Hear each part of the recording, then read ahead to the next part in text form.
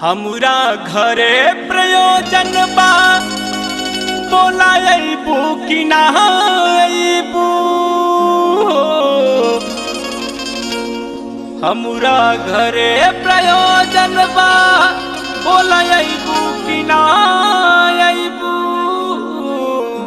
ए madam क्या है?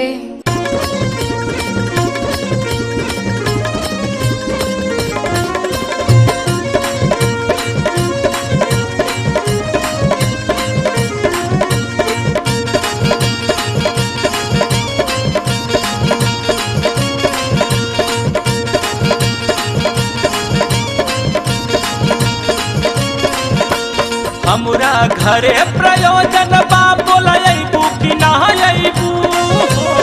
हमरा घरे प्रयोजन बा बोला अइबू कि ना अइबू।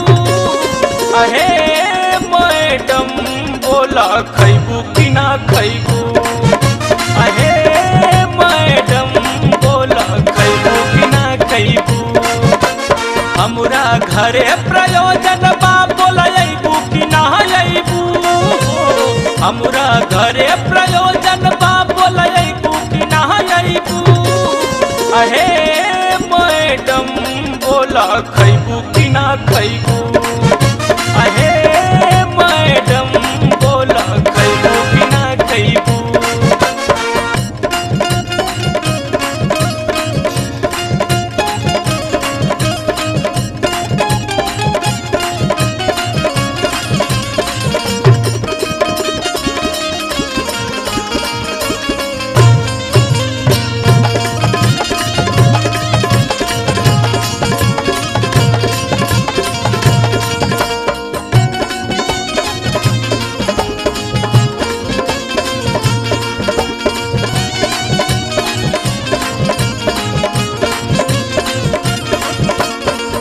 लइका के सतैसा लूटावल जाई मोहर।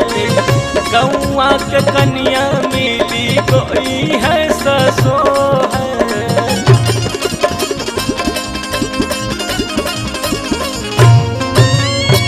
लइका के सतैसा लूटावल जाई मोहर। गौआ के कनिया मिली गई है ससोहर। सोहर खेलवना गइबू कि ना गइबू।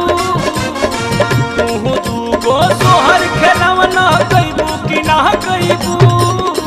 अहे मैडम बोला खइबू कि ना खइबू। काहे ना?